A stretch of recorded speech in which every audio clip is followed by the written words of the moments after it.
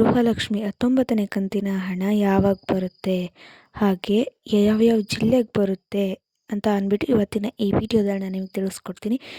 Welcome back to ನಮ್ಮ ಕರುನಾಡು YouTube channel. ನೀವೇನಾದರೂ ನನ್ನ ಚಾನಲ್ನ ಫಸ್ಟ್ ಟೈಮ್ ವಿಸಿಟ್ ಮಾಡಿದರೆ ದಯವಿಟ್ಟು ಸಬ್ಸ್ಕ್ರೈಬ್ ಮಾಡಿ, ಹಾಗೆ ದಯವಿಟ್ಟು ಒಂದು ವಿಡಿಯೋಗೆ ಲೈಕ್ ಮಾಡಿ ಅಂತ ಹೇಳ್ತಾ ಇವತ್ತಿನ ಈ ವಿಡಿಯೋನ ಶುರು ಮಾಡೋಣ ಬನ್ನಿ. 18ನೇ ಕಂತಿನ ಹಣ ನಿಮ್ಮೆಲ್ಲರಿಗೂ ಬಂದು ತಲುಪಿದೆ ಗೃಹಲಕ್ಷ್ಮಿಯರಿಗೆ. ಹಾಗೆ 19ನೇ ಕಂತಿನ ಹಣ ಯಾವಾಗ ಬರುತ್ತೆ, ಯಾವ ಜಿಲ್ಲೆಗೆ ಬರುತ್ತೆ ಅಂತ ಅಂದರೆ ಪ್ರತಿ ಜಿಲ್ಲೆಗೂ ಬರುತ್ತೆ. ಆಲ್ಮೋಸ್ಟ್ ಇಷ್ಟೊತ್ತಿಗೆ ಬರಬೇಕಿತ್ತು, ನಿನ್ನೆ ಅಥವಾ ಮೊನ್ನೆ ಅಷ್ಟರೊಳಗೇ, ಬಟ್ ಬಂದಿಲ್ಲ. ಸ್ವಲ್ಪ ಸರ್ವರ್ ಪ್ರಾಬ್ಲಮ್ ಅದು ಇದು ಅಂತ ಹೇಳ್ತಾ ಇದ್ದಾರೆ. ನಾಳೆ ಪಕ್ಕ ಗೃಹಲಕ್ಷ್ಮಿ ಹಣ ಅಂತೂ ಬಂದೇ ಬರುತ್ತೆ. ಅದು 19ನೇ ಕಂತಿಂದು. ಪ್ರತಿಯೊಬ್ಬರಿಗೂ 18ನೇ ಕಂತಿಂದ ಹಣ ಬಂದಿದೆ.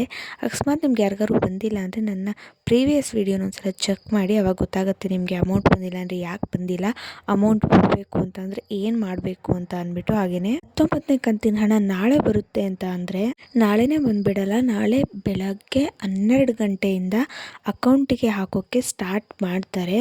ನಾಳೆ ಹಾಕೋಕ್ಕೆ ಸ್ಟಾರ್ಟ್ ಮಾಡಿದ್ರೆ ನಿಮ್ಮ ಅಕೌಂಟಿಗೆ ಬಂದು ತಲುಪೋದು ಅರೌಂಡ್ 2 ದಿನದಿಂದ 3 ದಿನ ಅಂತೂ ತಗೊಳುತ್ತೆ. ಯಾಕಂದರೆ ತುಂಬ ಜನ ಗೃಹಲಕ್ಷ್ಮಿಯರಿಗೆ ಅಮೌಂಟ್ ಹಾಕಬೇಕು. ನಿಮಗೆ ಗೊತ್ತಿರೋ ಹಾಗೆ ಕೋಟಿ ಲೆಕ್ಕದಲ್ಲಿ ಅಮೌಂಟ್ ಹಾಕಬೇಕು. ಹಾಗಾಗಿ ಒಂದೇ ಸಲ ಅಷ್ಟು ಹಾಕಿದ್ರೆ ಸರ್ವರ್ ಪ್ರಾಬ್ಲಮ್ ಎಲ್ಲ ಆಗೋದ್ರಿಂದ ಹಂತವಾಗಿ ಹಾಕ್ತಾರೆ. ಹಾಗಾಗಿ 2 ರಿಂದ 3 ದಿನ ಅಂತೂ ಬೇಕೇ ಬೇಕು.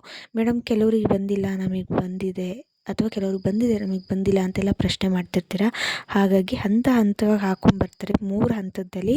ಹಾಗಾಗಿ ನೀವು 3 ರಿಂದ 4 ದಿನದಷ್ಟರೊಳಗೆ ಪ್ರತಿಯೊಬ್ಬರಿಗೂ ನಿಮ್ಮ ಅಕೌಂಟ್ಗೆ ಗೃಹಲಕ್ಷ್ಮಿ ಹಣ ಬಂದು ತಲುಪುತ್ತೆ ಅಂತ ಹೇಳ್ತಾ, ನಿಮ್ಗೇನಾದರೂ ಇನ್ನು ಅದ್ರ ಬಗ್ಗೆ ಏನಾರು ಇನ್ಫಾರ್ಮೇಷನ್ ಬೇಕು ಅಂದರೆ ದಯವಿಟ್ಟು ಕಾಮೆಂಟ್ ಮಾಡಿ. ಅದರ ಜೊತೆಗೆ ವಿಡಿಯೋಗೆ ಒಂದು ಲೈಕ್ ಮಾಡಿಬಿಡಿ ಅಂತ ಹೇಳ್ತಾ, thank you so much for watch my video.